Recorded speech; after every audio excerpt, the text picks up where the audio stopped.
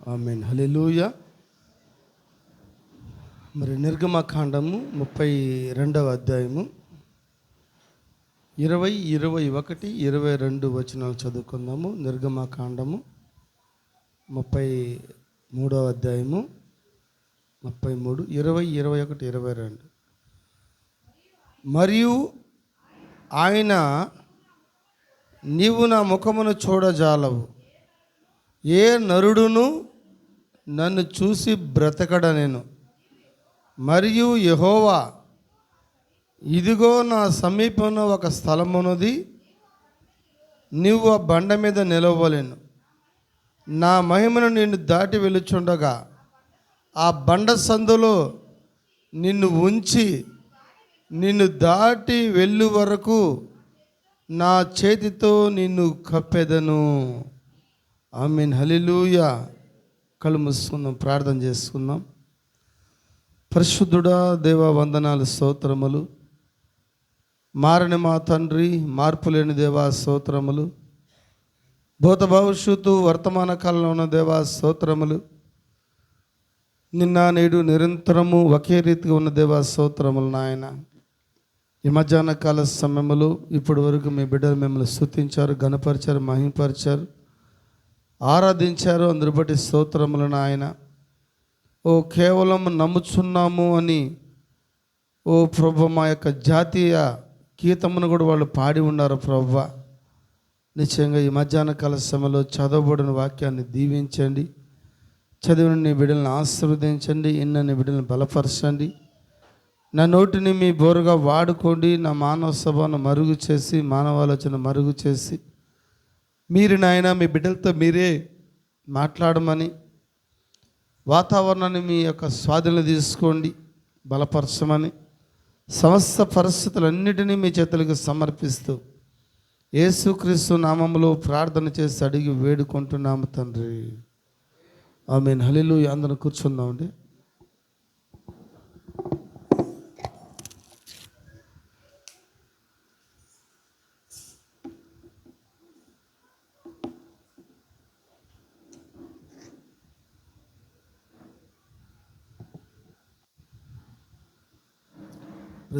హల్లెలూయా. మంచిది. మరి ప్రభువైన యేసుక్రీస్తు నామములో మీకు అందరూ కూడా వందనాలు తెలియజేస్తున్నాం. మరి గత వారంలో యేసు యొక్క దేవుని యొక్క ముఖ దర్శనం అనే వర్తమానం మనం విని ఉన్నాము. ఎంతమంది సంతోషించి ఉన్నారు? ఆమేన్. ఈ రాత్రి కాల సమయంలో అందులోని మరొక భాగాన్ని ఈ మధ్యాహ్నం మరి మీ మధ్యలో పంచుకోవాలని ఇష్టపడుతున్నారు. హల్లెలూయా. నిజంగా మరి ఈ యొక్క ముఖ దర్శనం గురించి మాట్లాడినప్పుడు ఈ వారంలో చాలా కార్యాలు నేను మరి భౌతికమైన కార్యాలు చాలా నేను ధ్యానం చేశాను. నిజంగా మరి యేసు ప్రభుని నమ్ముకోక ముందు మరి మా ప్రతి ఒక్కరికి కుల దైవము, కుల దేవుడు అనేవాళ్ళు ఉన్నారా? మీకు లేరా? మీరు ఇండియన్స్ అయితే, భారతీయులు అయితే మీకు ఖచ్చితంగా మరి కులానికి ఒక దేవుడు అనేది ఖచ్చితంగా ఎవరు సైలెంట్, పిల్లలందరూ సైలెంట్గా కూర్చోండి, అటు ఇటు కదలొద్దు, పెద్దవారు కూడా కదలొద్దు. పిల్లల కన్నా పెద్దవాళ్ళు కూడా ఎక్కువ కదులుతున్నారు. మంచిది. మరి ప్రతి ఒక్క మరి జాతికి వాళ్ళ కులదైవం అనేది ఉంటుంది.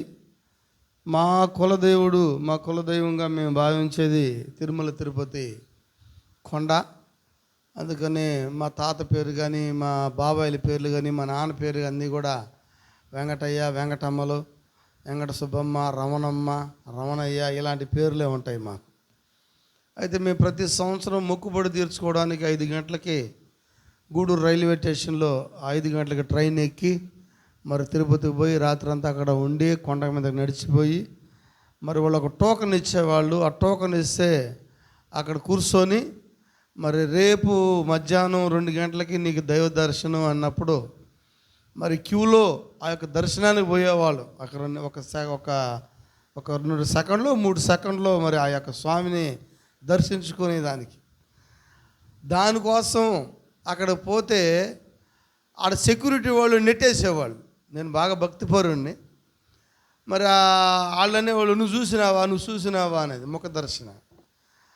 ఇప్పుడు నేను ఈ మధ్య ఎంక్వైరీ చేస్తే వాళ్ళు ఏమంటారంటే నేను సరిగా చూడలేదంటే ఒక 500 రూపాయలు కానీ సెక్యూరిటీ చేతిలో పెడితే మళ్ళీ ఈ లైన్లో తిరుక్కొని అటు రావచ్చు అంట, అటు వచ్చి చూడవచ్చు.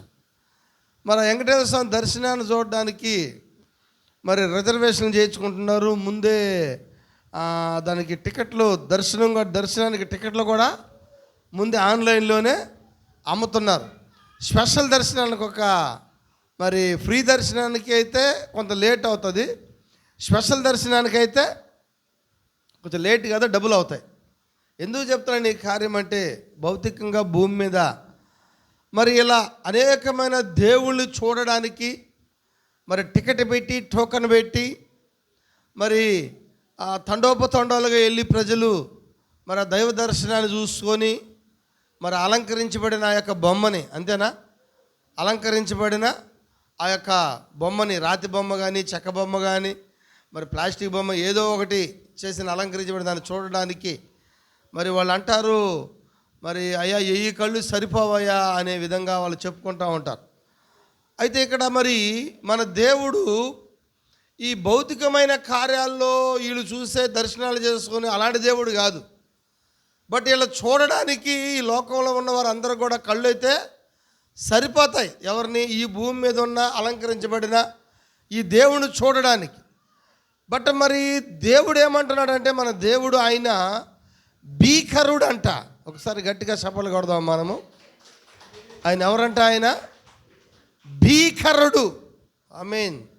ఈ భీకరుని చూడాలంటే మరి నీ కళ్ళు కూడా సరిపోవు. అసలు నీ గుండె యొక్క పల్స్ అనేది కొట్టుకునే దానికన్నా ఎక్కువ వెళ్ళిపోద్ది. అవునా? ఆమెను ఒక చీకటి గదిలో పోవడానికి మనము అంతగా భయపడిపోతాం, ఒక కొత్త వ్యక్తిని చూడడానికి మనం అంతగా భయపడతాం. అయితే ఈ భీకరుడు గురించి ఒక మాట చూద్దాం. కీర్తన గ్రంథము మరి 8వ అధ్యాయము 35వ వచనం ఆఖరి వచనం, 68 ఆఖరి వచనం చూడండి. మరి ఈ యొక్క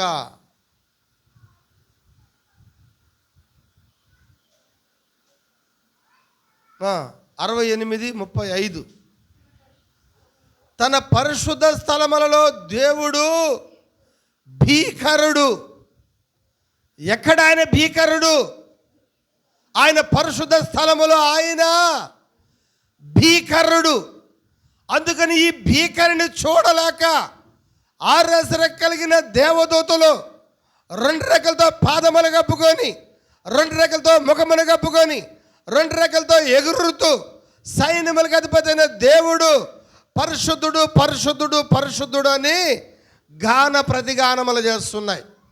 ఆ భీకరుడని ఆ ముఖ దర్శనాన్ని ఆయన సమీపంగా ఉన్న ఆ దూతలకు కూడా ఆయన బయలుపరుచుకోలేదంట.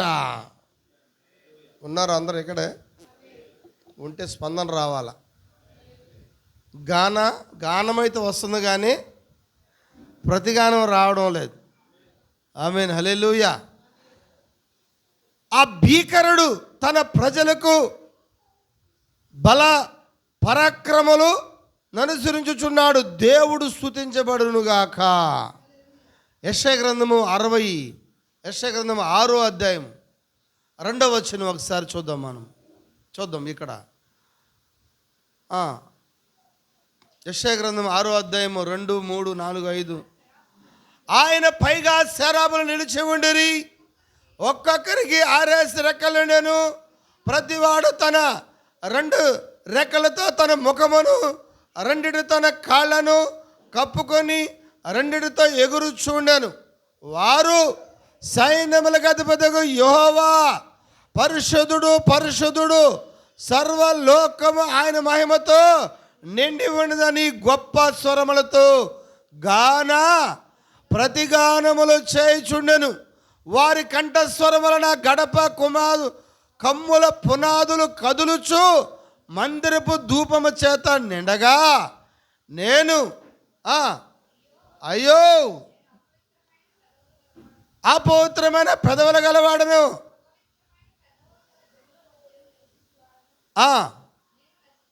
నేను నశించి తిని రాజులను, జాగ్రత్త ఈ మాట విందాం, రాజులను సైన్యములకు అధిపతి యెహోవాను నేనే కనులారా చూసుకొంటిని అనుకొంటిని.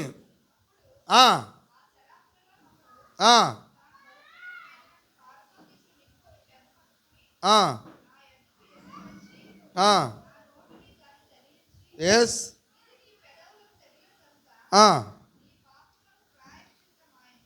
ఎస్ చూద్దాం, కొంచెం ఇంకొక మాట చూద్దాం మనం.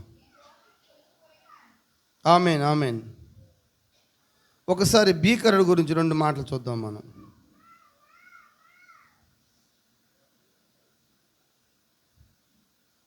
కీర్తన గ్రంథము 89వ అధ్యాయము, కీర్తన గ్రంథము 89 5వ వచనం. కీర్తన గ్రంథము 89 5, 6, 7 వచనాలు. యెహోవా ఆకాశ వైశాలమును నీ ఆశ్చర్య కార్యములు అని స్తుతించుచున్నవి, పరిశుద్ధ దూతల సమాజములో నీ శాస్త్రమును బట్టి. ఇంకా మింటకు యెహోవా సాటైన వాడెవడు? వింటున్నారా? యెహోవాకి సాటైన వాడు ఎవ్వరూ లేరంట. అమ్మ అరవకండి. యెహోవాకు సాటైన వాడు ఎవ్వడూ లేడు, ఏ మానవుడు లేడు, ఏ దేవుడు లేడు. అందుకని అన్నాడు, నా మహిమను ఎవరికి నేను చెందనేనన్నాడు ఆయన. ఆయనకి విగ్రహాలు చేసే స్తోత్రాలు కూడా వాటికి చెందనీయడంట ఆయన. ఇంకా చదువుదాం. దైవపుత్రులలో దేవుని కుమారుల్లో యెహోవా వంటి వాడు ఎవ్వడను కూడా లేనే లేడంట. ఇంకా ఏంటమ్మా? పరిశుద్ధ దూతల సభలో ఆయన మిక్కిలి, పరిశుద్ధుల దూతల సభలో ఆయన మిక్కిలి భీకరుడు. అంటే దూతలు కూడా భీకరులే. దాని అర్థం ఏమర్థమవుతుంది మీకు? దూతలు కూడా అలాంటి వాళ్ళు కూడా భీకరులే. ఆ దూతలు మరి ఆ సౌండ్ వల్ల, అంటే భీకరుడు అంటే ఒక సౌండ్, భయంకరమైన ఆ యొక్క ముఖరూపము కానీ ఆయన చూడడానికి కానీ వాక్యం ఏమంటే ఇంతవరకు దేవుణ్ణి చూసిన వాడు లేడు, చూసి బ్రతికిన వాడే లేడంట. ఆమెన్. ఇక బైబిల్ కూడా చెప్తుంది, ఇక చూడబోడు కూడా అని చెప్పేసింది. ఆ స్థలంలోకి ఎవరు బానీడు ఆయన. ఆమెన్, హల్లెలూయా. ఎందుకంటే ఆ స్థానం వేరే స్థానం అయినది. అది ఆయన చూడగలిగిన రూపం ఏంటంటే ఎన్మార్ఫీ. ఎన్మార్ఫీ అంటే ముసుగును తొలగించుకునే దేవుడు ఆయన. ఓకేనా? ఆయన రూపాన్ని కానీ, మరి ఆయన రూపం ఎలాంటిది చెప్పాలంటే, ఇక ఆయన రూపము కాలిపోనది చెప్పచ్చా? యోబు దగ్గరికి దేవుడు దేంట్లో వచ్చాడు? సుడిగాల్లో వచ్చాడా? సుడిగాలి దేవుడు కాదు. హల్లెలూయా. మనం ఒక మామూలు గాలి కొడితేనే ఎగిరిపోతాం. మనం మామూలు గాలికి చెట్లు ఎగిరిపోతాయి, కొండల పర్వతాలు కూడా మరి తొలగిపోయే అవకాశాలు ఉంటాయి. అవునా? అయితే ఈయన గాలి ఏం చేయలేకపోయింది. ఆయన శద్రక మేషక అబేద్నెగోల్ని అగ్నిగుండంలో వేసినప్పుడు వచ్చాడా? వాళ్ళ మధ్యలోకి వచ్చాడా? మరి ఆయన కాలిపోయినాడా? పోనీ ఆయన కాలిపోలేదు, ఆయనతో ఉన్నవారు కూడా కాలిపోలేదు. అయితే వేసిన వాళ్ళు కాలిపోయినారు, బయట ఉన్నారు కాలిపోయినారు. ఇంకొక మాట చూద్దాం భీకరుడు గురించి. ఇంకొక మాట చూసుకుని ముందుకు వెళ్దాం మనం. మరి కీర్తన 90వ అధ్యాయం 7-8 వచనాలు. మాకు కొంచెం జాగ్రత్తగా వెళ్దాం, ఇదేదో మనకు ఉన్నట్టుంది. నీ కోపం వలన, అప్పుడప్పుడు చాలామంది ఆడవాళ్ళు మాట్లాడే మాట ఇళ్ళల్లో, అయ్యా ఉన్నారమ్మ అందరూ ఇక్కడే, నీ కోపం వల్ల మేము చచ్చిపోతున్నామయ్యా. ఈ డైలాగులు ఎక్కువ భారీగా వాడతారనమాట. ఎవరెవరో వాళ్ళకి అర్థమవుతుంది అనుకుంటా. అమ్మ ఉన్నారు అందరూ ఇక్కడే, నేనేదో చెప్పాను ఇప్పుడు, మళ్ళా చదువు ఒకసారి. నీ కోపం వలన మేము క్షీణించిపోతున్నాం. అంటే ఇంట్లో ఎవరైనా కోపంగా ఉన్నారంటే ఇంట్లో వాళ్ళు క్షీణించిపోతారంట, తట్టుకోలేక కోపానికి. అంటే ఒక మనిషి అయినా నీ కోపానికే మనుషులు క్షీణించిపోతే, అందుకని ఆయన కోపము ఒక క్షణమే ఉంటుందంట. నువ్వు క్షీణించిపోతావు ఆయన కానీ కోపపడితే అని. హల్లెలూయా. అంటే ఆయన ఎంత భీకరుడు చూడండి. ఒక మనిషి కోపానికే మరి భార్య అనారోగ్యంలోనూ, బిడ్డల అనారోగ్యంలోనూ, కుటుంబ అనారోగ్యంలోనూ. అవునా, చాలామంది నిజంగా భర్త కోపాల వల్ల అనారోగ్యం అయిపోతారు. ఆమెను రావడం లేదనుకుంటా. మీరందరూ ఆరోగ్యంగా ఉన్నారని దేవుడు స్తోత్రం. చప్పట్లు కూడా కొడుతున్నారు. దానికోసం ఎదురు చూస్తుంది అది. హల్లెలూయా.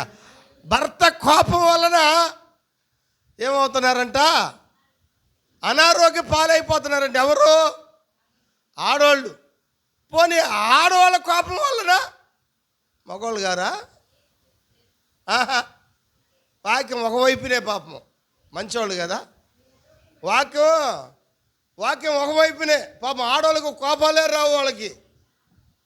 అందుకని హిందూ దేవతలు ఉగ్ర చాలా పేర్లు ఉన్నాయి. ఆ కోపపడే దేవతల పేర్లు అవి వద్దులే, వింటున్నారా?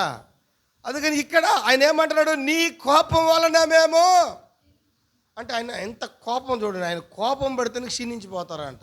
దేవుడు కోపం పడితే మనుషులు ఏమైపోతారంట? క్షీణించిపోతారంట. తర్వాత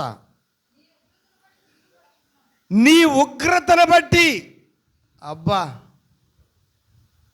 నీ ఉగ్రతను బట్టి మేము ఏం చేస్తున్నాము?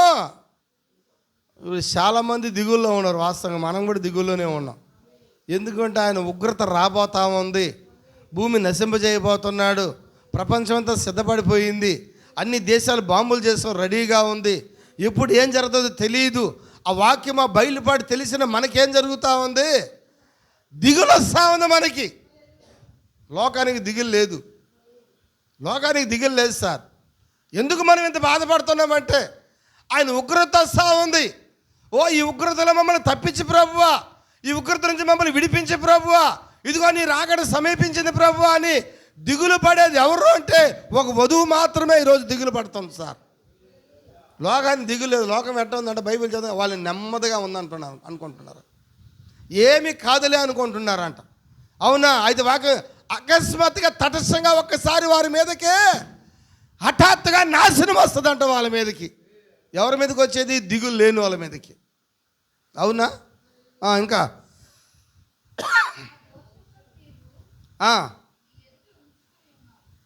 ఎందుకు మనము ఆ యొక్క దేవుని యొక్క ముఖదర్శనాన్ని మనం చూడలేమంటే మన దోషములంట ఆయన ఎదుట ఉంచుకొని ఉన్నాం. మరి ప్రవక్త ఒక వ్యక్తి గురించి చెప్తాడు. ఆయన పేరు డానియల్ గ్రీన్ ఫైండ్ అనే ఆ వ్యక్తి చాలా గొప్ప సేవ చేశాడు.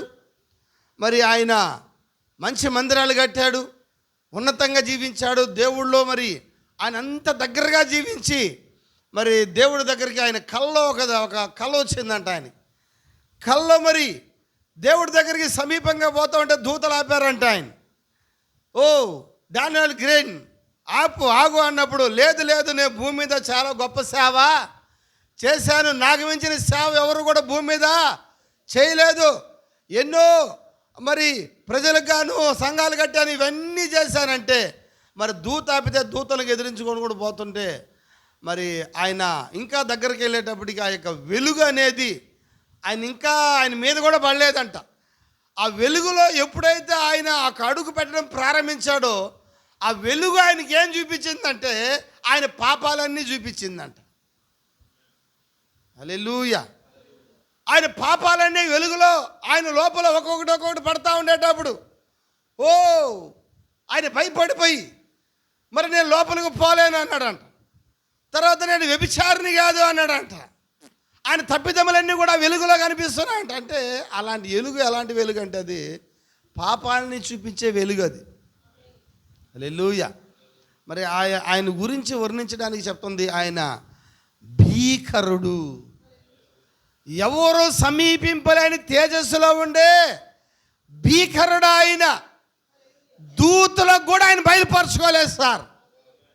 దూతలు చూశారా ఆయన్ని? ఎప్పుడు చూశారు దూతలు చూశారా ఆయన్ని? దూతల ముందు చూసారా, మనుషుల ముందు చూసారా ఆయన్ని?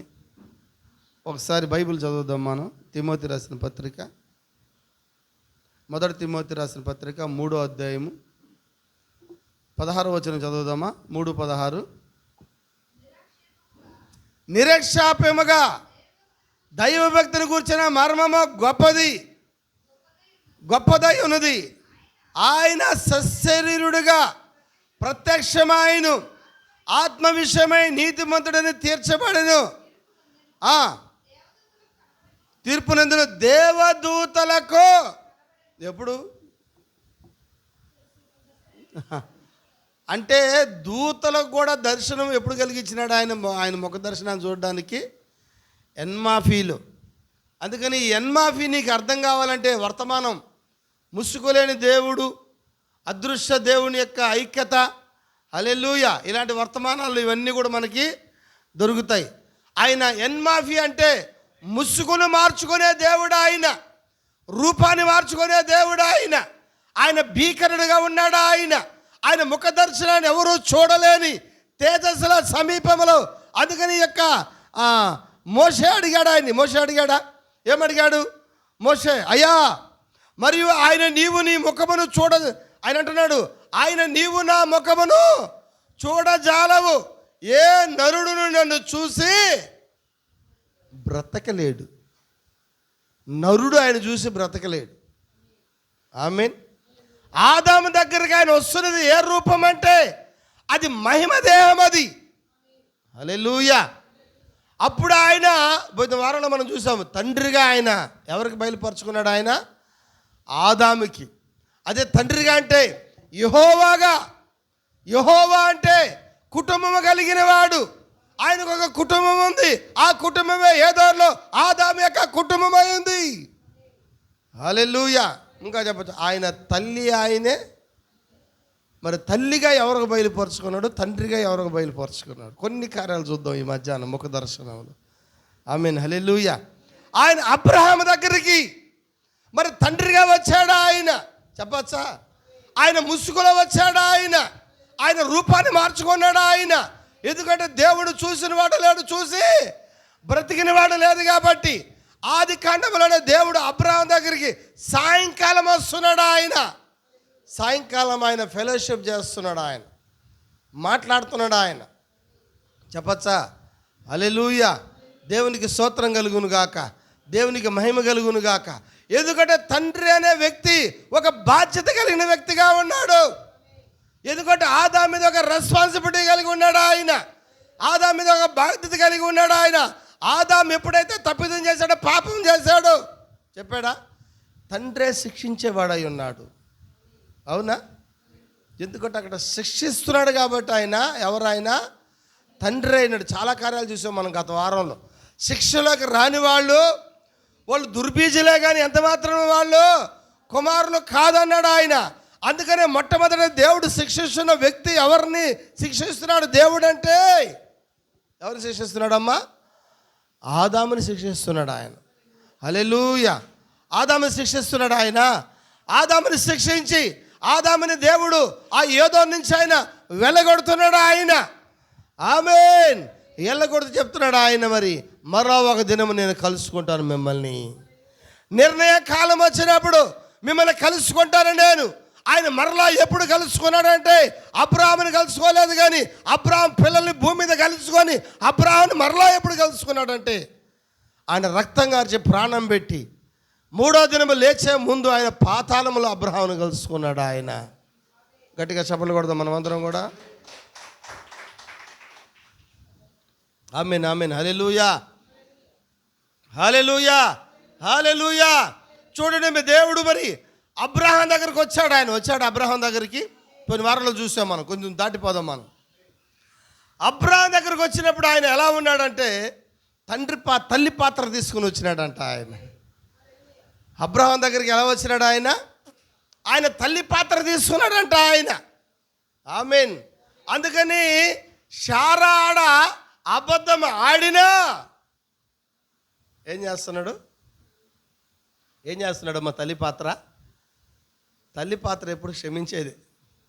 దేవుడు నిజమైన తల్లిలే. ఈ క్షమించలేని తల్లుల గురించి మాట్లాడాలా నేను.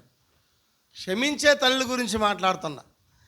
దేవుడు అబ్రహాం దగ్గరకు వచ్చినప్పుడు అబ్రహాముకి దేవుడు పాలు ఇచ్చాడంట. ఇచ్చాడా పాలు? ఆ పాలు తల్లి ఇస్తారా తండ్రి ఇస్తాడా? పాలు ఇచ్చేది తండ్రేగా. ఆమేన్, హల్లెలూయా. అందుకని ఆ యొక్క మోషే కాలంలో కూడా ఆ యొక్క క్లయోప పొరవ కూతురు ఏమంటుందంటే మోషేని పోషించడానికి పాలిచ్చే తల్లిని తీసుకురామని చెప్పింది. వెంటనే ఈ బిడ్డకి ఎవరిని తీసుకురావాలంట? పాలిచ్చే తల్లిని తీసుకురామని మోషే పోషించడానికి. చూడండి, అక్కడ ఎవరిని తీసుకొచ్చారంటే ఏ బరినో ఏదో బానిసనో తీసుకురాలేదు, కానీ సొంత తల్లిని తీసుకుని వచ్చినాడంట. మోషే సొంత తల్లి పాలు తాగాడు ఆయన. మరి అబ్రహాం దగ్గరకు వచ్చినప్పుడు దేవుడే తల్లిగా ఉండి ఆయన గురించి చెప్తుంది, ఆయన స్థానములు కలిగిన దేవుడంట. అబ్రహాంకి పాలిచ్చాడంట ఆయన. మీరు గట్టిగా సభలు కొడదాం. మనము ఉన్నారా ఇక్కడ? అందరూ ఉన్నారా ఇక్కడ? హల్లెలూయా. ఎందుకంటే అక్కడ మరి శారా తప్పిదం చేసినప్పుడు, శారా అబద్ధం ఆడినప్పుడు, శారా మరి బొంకినప్పుడు ఆయన శారాని ఏమీ అనలేదంట.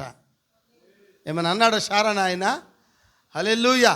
అందుకనే తల్లి ఆయనే, తండ్రి ఆయనే ఉన్నాడు. ఈ తల్లి పాత్ర పోషించేటప్పుడు శారా అబద్ధం ఆడినప్పుడు శారాని క్షమించాడు ఆయన. ఆమేన్, ఆమేన్. అబ్రహాం నుంచి ఎవరు వచ్చారమ్మా? ఎవరు వచ్చారు? అబ్రహాంలో నుంచా? ఇస్సాకుని క్షమించాడు ఆయన. ఇస్సాకుల నుంచి ఎవరు వచ్చాడు? ఆయన యాకోబు వచ్చాడు.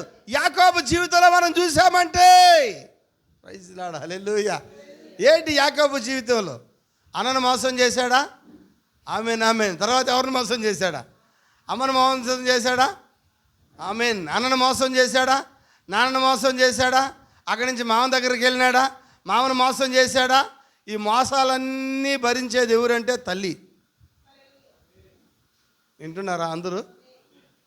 యాకోబు ఎంత మోసగాడంటే తండ్రి ఇంట్లో ఆయన మోసం మారలేదు, అటు నుంచి మామ ఇంటికి పోయినా మోసం మారలా. ఏడా మోసగాడు? అమ్మోళ్ళ ఇంట్లో మోసగాడే, మామూలు ఇంట్లో కూడా మోసగాడే. ఎవరు ఉన్నారు? అందరూ ఇక్కడ ఉన్నారా? యాకోబులు ఇక్కడ యాకోబులు ఉన్నారా? ఇశ్రాయేలీలు ఉన్నారమ్మా. ఇశ్రాయేలీలు ఉంటే మీకు ఆయన దేవుడు కాదు. ఆయన అబ్రహాము దేవుడు, ఇస్సాకు దేవుడు, యాకోబు దేవుడుగానే బయలుపరుచుకుంటున్నాడు ఆయన. ఆయన కొత్త నిబంధన వచ్చేటప్పుడు కూడా యాకోబు దేవుడుగానే బయలుపరుచుకున్నాడు ఆయన. ఇశ్రాయేలు దేవుడిగా బయలుపరుచుకున్నాడు అంటే ఆయన నీతిమంతులకు దేవుడు అయిపోతాడు. అందుకని ఆయన కొత్త నిబంధన వచ్చేటప్పుడు కూడా ఆయన అబ్రహాము దేవుడు, ఇస్సాకు దేవుడు, యాకోబు దేవుడని యూదులతో యేసు ప్రభువే మాట్లాడాడు. ఆమేన్, హల్లెలూయా. అందుకని మోషే దగ్గరికి వచ్చినప్పుడు దేవుడు కూడా ఏమన్నాడంటే, ఎవరయ్యా నువ్వు, నీ పేరేంటయ్యా అడిగినప్పుడు నేను నీ తండ్రి దేవుడిని, ఆయనే అబ్రహాము దేవుడిని, ఇస్సాకు దేవుడిని, యాకోబు దేవుడిని. ఆమేన్. ఈ యాకోబు ఆ అమ్మాయిని ప్రేమించాడంట. ఎవరిని? భార్యని. యాకోబే మోసగాడు అనుకుంటే యాకోబు మామ యాకోబు కన్నా మోసగాడుగా ఉన్నాడు, కానీ అయితే నిజంగా యాకోబే మోసగాడు. ప్రైజ్ లార్డ్, హల్లెలూయా. చిన్నమ్మని ప్రేమించాడు ఆయన. అయితే ఈ యాకోబు ఏం చేశాడు? పెద్దమ్మనిచ్చి పెళ్లి చేసినాడు. సరే, మంచిది. ఎందుకంటే ఆయన పుట్టినప్పుడే యాకోబు పుట్టక మునిపే దేవుడు వాగ్దానం చేశాడు, చిన్నవాడు పెద్దవాడికి దాసుడై ఉంటాడని. హల్లెలూయా. ఇవన్నీ కూడా యాకోబు తల్లి యాకోబుకి దేవుని ప్రేమ యాకోబు తల్లి రూపంలో పోస్తా వచ్చిందంట. యాకోబుకి ఆయన తల్లి ప్రేమలో ఉన్నాడు ఆయన. ఎప్పుడు తల్లి చెంగు పట్టుకొని తిరిగేవాడు, ఎప్పుడు వంటగదిలో ఉండేవాడు. అవునా? వీళ్ళు ఎప్పుడు తల్లి కొడుకులు, వీళ్ళందరూ కూడా తల్లి కొడుకులు ఎప్పుడు ఏం పట్టుకొని తిరుగుతూ ఉంటారో ఆ కొంగు పట్టుకొని తిరుగుతూ ఉంటారు. అవునా? చిన్నప్పుడు కూడా నేను మా అమ్మ కొంగు పట్టుకొని తిరిగేవాడిని. అందుకని అన్ని పనులు చేయించింది మా అమ్మ చిన్నప్పుడు. ఈరోజు గాడిదలు చేసేవాళ్ళు లేరు. ఇప్పుడు అవన్నీ నాకు ఉపయోగపడుతున్నాయి. ఇప్పుడు అన్ని పనులు ఉపయోగపడుతున్నాయి. ఇప్పుడు భార్యకి ఆపరేషన్ అయిందిగా, అందుకని చిన్నప్పుడు చేసినట్టు అన్నీ కూడా ఇప్పుడు పాపం మీ అమ్మ చిన్నప్పుడుగా ఉన్నప్పుడు అన్నీ చేసి మీ అమ్మని పనికి పంపించినావు కదా నువ్వు.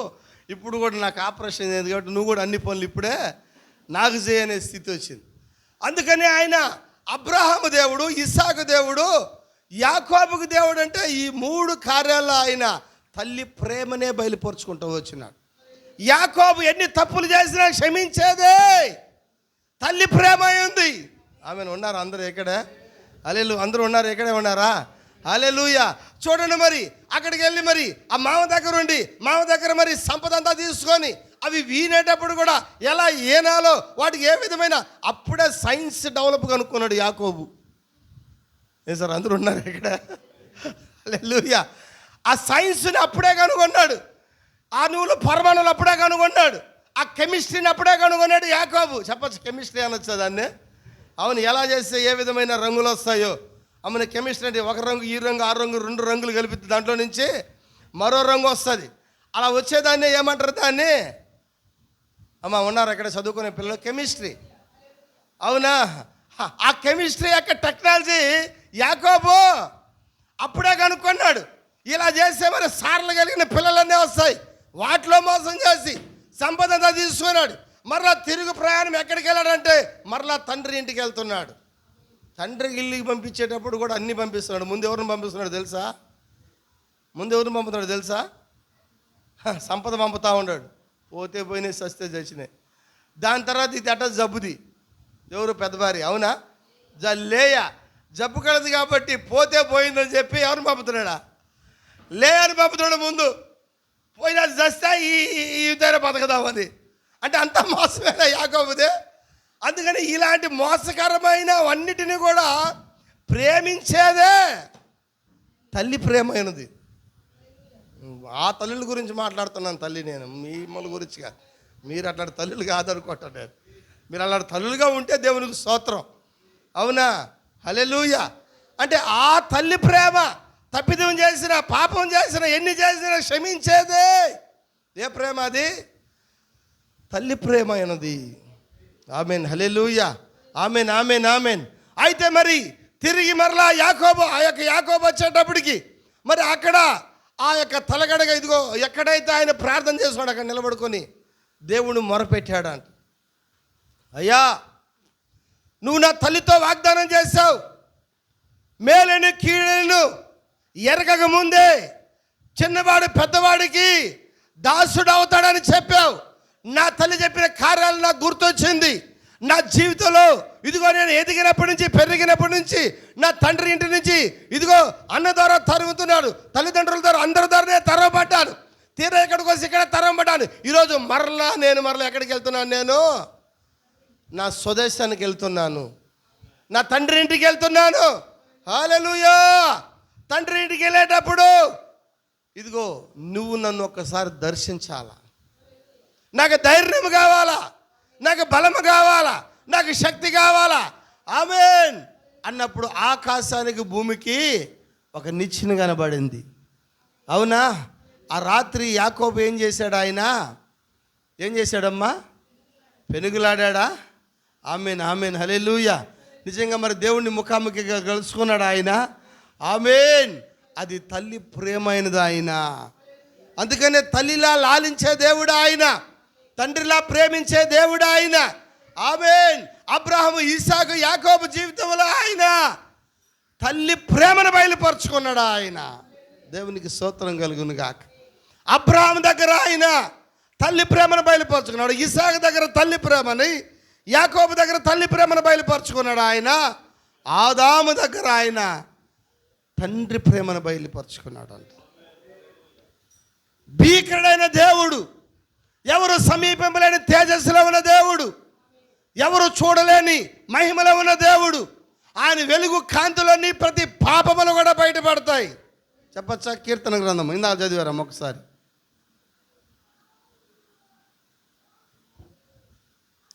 కీర్తన గ్రంథము. Praise lord. హల్లెలూయా.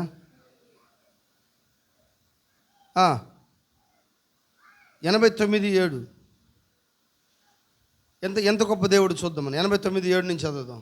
89:5 నుంచి చదవండి అమ్మా. మైక్ తీసుకుంటారా?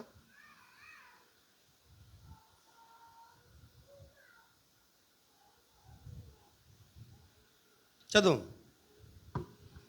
89:5 యెహోవా ఆకాశ వైశాల్యము నీ ఆశ్చర్యకార్యములను స్తుతించుచున్నది.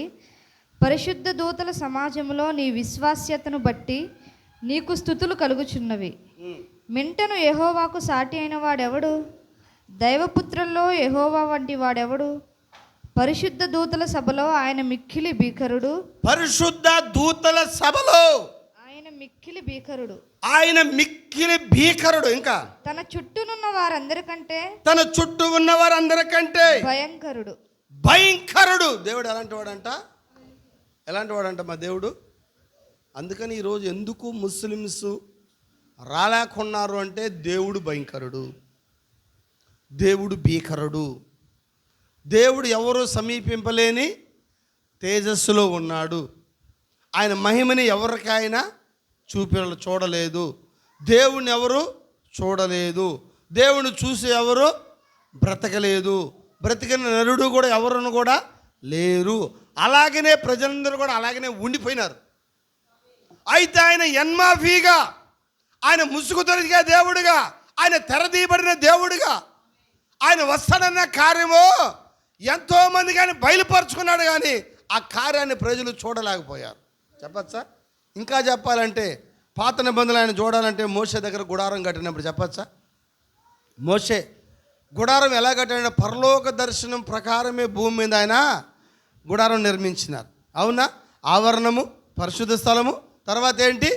అతి పరిశుద్ధ స్థలము. ఇప్పుడు ఆవరణము, పరిశుద్ధ స్థలములోకి ఎంతోమంది అయినా రావచ్చు. అయితే అతి పరిశుద్ధ స్థలములోకి యాజకుడు ఒక్కడే సంవత్సరానికి ఒక్కమారు మాత్రమే పోవాలా. ఆమేన్. ఎందుకంటే ఆయన మహిమ ఆకాశం నుంచి ఎక్కడ దిగుతా ఉంది? అతి పరిశుద్ధ స్థలములో దిగుతా ఉంది. ఏముంది అతి పరిశుద్ధ స్థలములో అంటే? అతి పరిశుద్ధ స్థలములో ఆహురోను చిగురించి కర్ర ఉంది, అక్కడ 10 ఆజ్ఞలు ఉన్నాయి, అక్కడ మన్నా ఉంది, చెప్పచ్చు అక్కడ 7 దీపస్తంభాలు ఉన్నాయి. హల్లెలూయా. ఆ లోపలికి వెళ్ళాలి అంటే ఆ వ్యక్తి పరిశుద్ధుడై ఉండాల, అతను యాజకుడై ఉండాలి. నా డౌట్ వస్తూ ఉంది, పాత నిబంధనలో మరి యాజకులు చాలామంది లోపల పోయి చనిపోయి ఉంటారు కదా. ఆమేన్. చనిపోతే వాళ్ళు తీసుకురావడానికి ఎవరైనా వెళ్తున్నారా? ఎవరైనా వెళ్తున్నారమ్మా? ఏం చేస్తారు? అతని నడుముకి తాడు కడతారు, చుట్టూ కూడా మూవలు కడతారు, గంటలు కడతారు. ఆయన ఈ చేతిలో రక్తం తీసుకుంటాడు. ఆమేన్. హల్లెలూయా. హోలీ హోలీ హోలీ హోలీ అని ఆయన ఒక రాగమైన నాదంతో పోతూ ఉంటాడు. ఆ నడిచేటప్పుడు అంతా కూడా ఈ సౌండ్లు ఏం చేయాలా? ఈ గజ్జల సౌండ్లు గల్ గల్లు, ఆ హోలీ అనే సౌండ్లో పోతూ ఉండాలి. ఎప్పుడైతే ఆయన చనిపోతాడో ఇక హోలీ లేదు, గజ్జల సౌండు లేదు. అయ్యా పోయినాడని చెప్పి ఆయన తీసుకురావడానికి ఎవరైనా వెళ్తారో లోపలికి? లేదు. ఏం చేస్తారు? ఆయనకి కట్టిన తాడునే పట్టి ఆయన్ని బయటికి లాగేస్తారు. అయ్యో నా భర్త చచ్చిపోయినాడు అయ్యా, వచ్చే సంవత్సరం నేను పోతానని చెప్పి ఆయన భార్యని గంటలు కట్టుకొని పోయింది ఆ పాత నిబంధనలో. నాకు డౌట్ వస్తుంది సార్. పాస్టర్ గారు చచ్చిపోతే పాస్టర్ అమ్మ బలిపీఠం ఎక్కమని దాని అర్థము ఏం సార్? మాట్లాడరు. పాత నిబంధనలో యాజకుడు చనిపోతే ఏ యాజకుడు భార్య అయినా బలిపీఠం వెళ్ళి ప్రసంగం చేసిందా?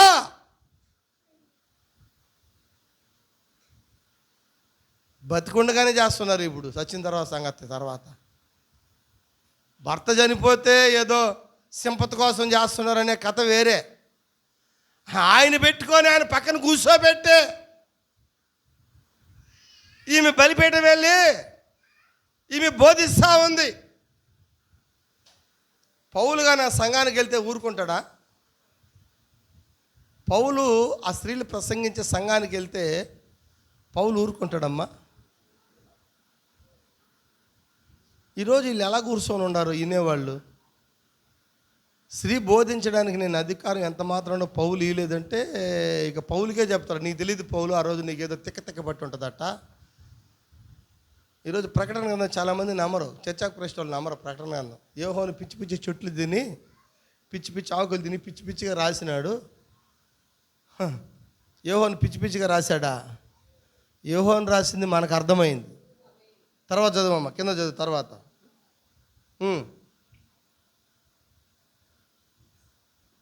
9వ వచనం, 8వ వచనం. యెహోవా సైన్యములకు అధిపతివగు దేవా, యెహోవా సైన్యములకు అధిపతి దేవా, యెహోవా యెహోవా నీ వంటి బలాఢ్యుడు ఎవడు? నీ వంటి బలాఢ్యుడు ఎవడు? ఇంకా నీ విశ్వాస్యత చేత ఆ, నీవు ఆవరింపబడి ఉన్నావు. ఇంకా సముద్రపు పొంగు అబ్బా, ననుచువాడవు నీవే. సముద్రపు యొక్క పొంగుని ననుచువాడవు నీవే. అనుచువాడవు నీవే. నిజమేనా? ఆ అల ఇంతవరకు దాటనీలా దేవుడు. ఆ సముద్రం ఎంత పొంగినా, ఆమేన్, ఆ పొంగుని ఆపడానికి ఏ పడవలు కానీ ఏ నావలు కానీ సరిపోవు. ఆయన మాట చెబితే చాలు. దేవునికి స్తోత్రం. ఇంకా చూద్దాం. తరంగములు లేచినప్పుడు దాని తరంగములు లేచినప్పుడు నీవు వాటిని అణిచివేయుచున్నావు. నీవు వాటిని అణిచివేయుచున్నావు. మనుషులుగా సార్ అణిచివేసేది, దేవుడే సముద్ర యొక్క తరంగాన్ని అణిచివేస్తున్నాడంట. ఇంకా చంపబడిన దానితో సమానముగా నీవు రహబును ఐగుప్తును నలిపివేసితివి. ఐగుప్తుని నలిపివేసితివి. నీ బాహుబలము చేత నీ శత్రువులను చెదరగొట్టితివి. నీ శత్రువులను చెదరగొట్టితివి. ఆకాశము నీదే. ఇది ఈ పాయింట్ కోసం చెప్తా వస్తున్నా. అయ్యా ఉన్నారా ఇక్కడే? ఆకాశము నీదే. ఇంకా భూమి నీదే. ఈ భూమి ఎవరిదంట? ఆయనదే. ఈ భారతదేశం ఎవరిది?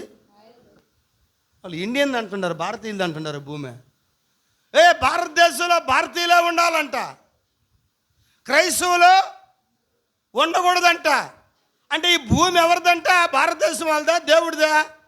చదవండి లేఖనం. ఏమొచ్చినమ్మా అది? ఆ మాట చదువు. 11 89 11 89 11 చదువు, గట్టిగా చదువు. ఆకాశము నీదే, ఆకాశము నీదే, భూమి నీదే, భూమి నీదే, లోకము దాని పరిపూర్ణతను నీవే స్థాపించితివి. ఉత్తర దక్షిణములు నీవే నిర్మించితివి. తాబోరు హెర్మోనులు చాలు చాలు వాళ్ళకి. ఉత్తరము దక్షిణం నియమించింది ఆయనే, భూమి నియమించింది ఆయనే, ఆకాశం నియమించింది ఆయనే, భారతదేశం నియమించింది కూడా దేవుడేగా. ఏ దేవుడు? ఆ దేవుడు యెహోవా దేవుడేనా?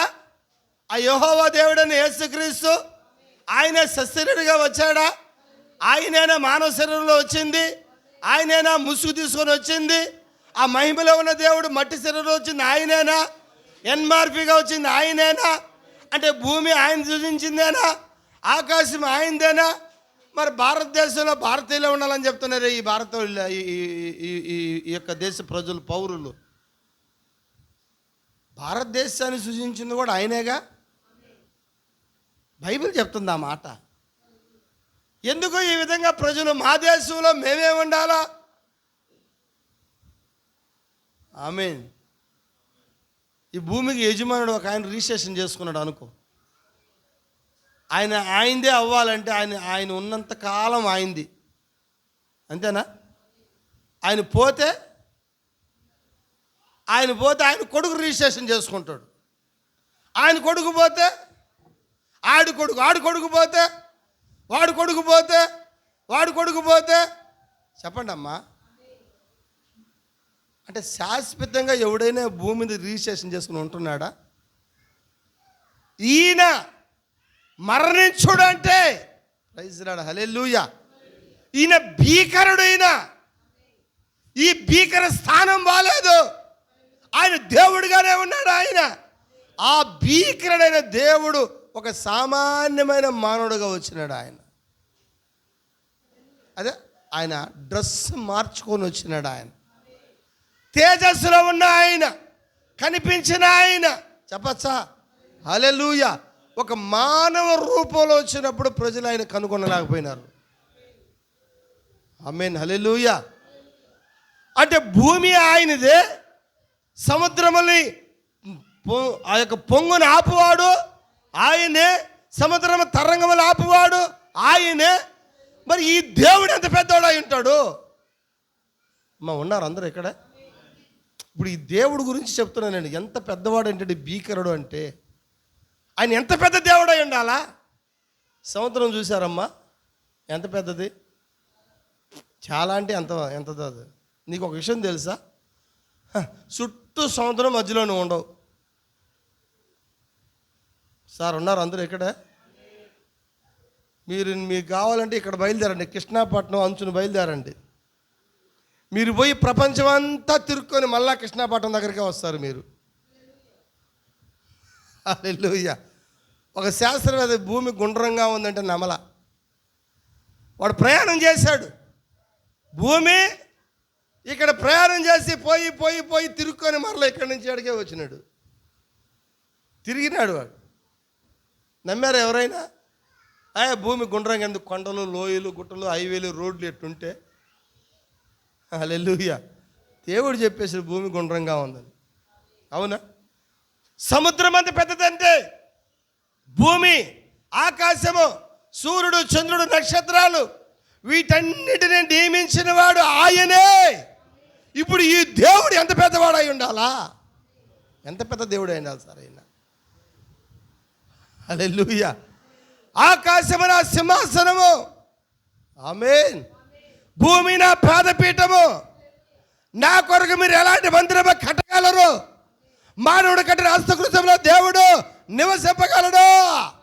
ఆయన భీకరుడా, ఆయన భయంకరుడా, ఆయన చూడడానికే భయం. తెలుసా, ఒక్కొక్కసారి జాబ్కి వెళ్ళేటప్పుడు ఆ లోపల మేనేజర్తో మాట్లాడడానికి బయట ఇటు గట్టుకు వణకుతూ ఉంటాడు. ఏది నీలాంటి ఒక రూపం దాల్చుకున్న ఒక మనిషితో, లోపల ఒక ఆఫీసర్తో మాట్లాడడానికే నీకు అలాంటి వణుకుంటే తెలుసా, కొంతమందిని భయపడతారు. చూస్తాను, ఆ మేనేజర్తో మాట్లాడాలన్నా, ఆ పెద్ద పెద్ద ఆఫీసర్తో మాట్లాడాలన్నా, మనకన్నా పెద్దవారితో మాట్లాడాలన్నా భయం ఉంటుందా? ఆమేన్. ఈరోజు ఆ దేవుణ్ణి ప్రజలు ఎలా చేశారంటే చిన్న పిల్లవాళ్ళగా చేసేసారంట. కొన్ని వారం చూసామా, ఆ పిల్లవాడికి మార్కెట్లోకి వెళ్ళి ఈరోజు కూరలో ధనియాల పొడి అయిపోతే, పోయి ధనియాల పొడి తీసుకురాపో అని చెప్పినట్టు. మిరప్పొడి అయిపోతే, అయ్యా ఆ కొట్లో పోయి ఇదిగో మిరప్పొడి తీసుకురాపో, నువ్వు ఒక చాక్లెట్ కొనుక్కొని రాపో అని పిల్లలకి మనం ఎలా చెప్తున్నామో యేసు ప్రభువుకి అలా చెప్తున్నారంటారా? ఈ అమ్మాయికి స్వస్థపరచు, ఈ అమ్మాయికి ఇల్లు ఇచ్చేసి, ఈ అమ్మాయికి బిల్డింగ్ ఇచ్చేసి, ఈ అమ్మాయికి టీవీ ఇచ్చేసి, ఈ అమ్మాయికి సెల్ ఫోన్ ఇచ్చేసి, ఈ అమ్మాయికి అన్నీ ఇచ్చేసి. ఎవరు ఈయన పెట్టుకున్న దేవుడిలాగా. ఈయన ఎంత పెద్ద దేవుడు సార్. ఈయన భీకరుడు. దూతలు కూడా ఆయన చూడలేదంత ఇంతవరకు. తెలుసా, దూతలు కూడా ఎప్పుడు ఆయన ఎన్మార్ఫీలో వచ్చినప్పుడే బయలుపరుచుకున్నాడు అంట. రాశాడు అక్కడ తిమోతి పత్రికలో, రాశాడా? నిరక్షరాభ్యాసం గురించిన దైవభక్తుని గురించిన మర్మము గొప్పది, ఆయన సశరీరుడైన ఆరోహణుడు తేజోమయుడైన చెప్పాడా, దేవదూతలకి కనబడెను. ఆయన మహిమలో దేవదూతలు చూడలేకపోయినాయి. ఆయన మానవ శరీరంలో వచ్చినప్పుడు చెప్పచ్చా, ఆయన ఆరోహమైపోతున్నప్పుడు చెప్పచ్చా, హల్లెలూయా, ఆయన దూతలకు బయలుపరుచుకున్నాడంట. ఆయన దేవునికి స్తోత్రం కలుగునుగా, దేవునికి మహిమ కలుగునుగా. మోషే దగ్గరకు వచ్చినప్పుడు ఆయన మోషే దగ్గర తల్లి పాత్ర కాదు కానీ తండ్రి పాత్ర తీసుకున్నాడంట ఆయన. హల్లెలూయా. ఎందుకంటే ఈ మోషే పుట్టక ముందే మోషేని అనుకున్నాడు దేవుడు, తల్లి గర్భంలో రూపించకముందే మోషేని అనుకున్నాడు దేవుడు. ఆమేన్. ఐగుప్తు ఇశ్రాయేలును విడిపించడానికి మోషేని అనుకున్నాడు దేవుడు. ఐగుప్తులను పుట్టించి వాక్యం చేసి నీ శత్రువుల ఎదుట నీకు నేను భోజనమును సిద్ధపరిచాడా? మోషేకి భోజనం పెట్టింది ఎవరు? 40 సంవత్సరాల శత్రువులే. ఎవరు వాళ్ళ? ఐగుప్తులేగా. ఐగుప్తులో సకల విద్యలు నేర్చుకున్నాడు మోషే. ఆమేన్. వస్తున్నా, కొంచెం దగ్గరకు వస్తున్నా, తండ్రి పాత్ర చెప్పి ముగిస్తా ఈరోజు. చూద్దామా? హల్లెలూయా. ఎప్పుడైతే ఇక్కడ సకల విద్యలు నేర్చుకున్నాడు, ఒక ఐగుప్తీయుడు, నేను రాత్రి ఒక వ్యక్తితో మాట్లాడుతున్నప్పుడు, ఇప్పుడు లోకంలో ఐగుప్తి ఉందా? ఐగుప్తి అంటే ఎక్కువ ఉద్యోగాలు దొరికే ప్రాంతమే ఐగుప్తి. ఎక్కువ ఉద్యోగాలు ఎక్కడ దొరుకుతాయి అంటే హైదరాబాద్లో దొరుకుతాయి, బెంగళూరులో దొరుకుతాయి, మద్రాసులో దొరుకుతాయి, విదేశాల్లో దొరుకుతాయి. అవునా? పాపం ఇక్కడ పనులే లేవు. పని ఎక్కడ ఉంటుంది ఎక్కువగా? ఐగుప్తిలో ఉంటుంది. ఐగుప్తి మహా పట్టణమై ఉంది. అక్కడ ప్రతి వారికి పని ఉంది, పని ఉంది, అక్కడ ఎట్టి చాకరీ ఉంది అక్కడ. అవునా? సిటీస్లో పని ఉంటుంది, ఎట్టి చాకరీ ఉంటుంది. ఆమేన్. సకల విద్యలు నేర్చుకున్న మోషే ఇప్పుడు 20 లక్షల మందిని బయటికి తీసుకునే బాధ్యత ఆయన మీద ఉంది. అయితే ఎందుకు పుట్టాడా ఆయన? ఆ కార్యం ఆయనకు బయలుపరచబడలేదు. అక్కడ ఇద్దరు ఇశ్రాయేలీయులు కొట్టుకుంటుంటే వాళ్ళ దగ్గరికి వెళ్ళి, వాళ్ళ అద్భుతమైన మాట ఇది చెప్పాలంటే, హల్లెలూయా. ఒక ఐగుప్తుడు ఇశ్రాయేలుని కొడుతుంటే అక్కడికి వెళ్ళి వాడిని కొట్టాడంట. కొట్టి ఏం చేశాడు తెలుసా? చంపి ఏం చేశాడు తెలుసా? ఏడ పూడ్చిపెట్టాడు? అక్కడే పూడ్చిపెట్టి దాని మీద నిలబడుకున్నాడంట. ఐగుప్తుడిని చంపి పూడ్చిపెట్టి, హల్లెలూయా, వాడి శవం మీద నిలబడుకున్నాడు. ఉన్నారు అందరూ ఇక్కడ? ఇప్పుడు సాతాను తలని చితగొట్టేది ఎవరు? మీరు కూడా కొట్టొచ్చా? కొట్టొచ్చా? కొట్టలేరా? కొడతారా? ఎంతమంది ఇష్టపడుతున్నారు? హల్లెలూయా. సాతాన్ని తలని చితగొట్టేది వధువైనది. ఆయన కొట్టాడా, చంపాడా సాతాన్ని? సర్పం యొక్క తలని చంపేశాడు ఆయన. సర్పాన్ని చంపలేశారు, ఆయన తలని చితగొట్టాడు. చితగొడితే చనిపోయిందే? చనిపోలా. అప్పుడు సావు బతుకులో పడి ఇప్పుడు బలం పొందుకునింది. అది సిద్ధాంతాల ద్వారా, ఆచారాల ద్వారా, బైబిల్ కాలేజీల ద్వారా సర్పం ఈరోజు బలం పొందుకొని ఉంది. ఇప్పుడు మరలా ఆ రోజు ప్రభు కొట్టాడు, ఈరోజు దాని తలని చితక కొట్టాల్సింది ఎవరు? నీవైనావు ఈరోజు. ఆమేన్, హల్లెలూయా. అయితే ఇద్దరు ఇశ్రాయేలీయులు కొట్టుకుంటున్నప్పుడు, అయ్యా మనం కొట్టుకోవడం దేనికయ్యా అంటే, నువ్వెవర్రా మాకు చెప్పేదానికి సమాధానం అని చెప్పి మోషే మీదకి ఏం చేశారు వాళ్ళు? గొడవ చేశారు. మోషే అక్కడి నుంచి ఎక్కడ పారిపోయినాడమ్మా? మిద్యామీన్ యాజకులు వెళ్ళినాడా? ఇత్రో దగ్గరికి వెళ్ళాడా? హల్లెలూయా. ఇత్రో దగ్గరికి వెళ్ళి అక్కడ ఒక గయ్యాలి లాంటి భార్యను చేసుకున్నాడంట. గయ్యాలేనా? కోపిష్ట. భర్త సైలెంట్గా ఉండాలంటే అట్లాంటి భార్య ఉండాలా. ఉన్నారు అందరూ ఎక్కడ? ఎట్లాంటి భార్య? సిప్పోరా లాంటి భార్య కానీ ఉంటే పిన్ డ్రాప్ సైలెంట్లో ఉంటాడు భర్త. ఎందుకంటే ఇక మోషే మాట్లాడేది ఏమీ లేదు. మొత్తం ఎవరు మాట్లాడుతున్నారు? అమ్మా ఉన్నారు అందరూ ఎక్కడ?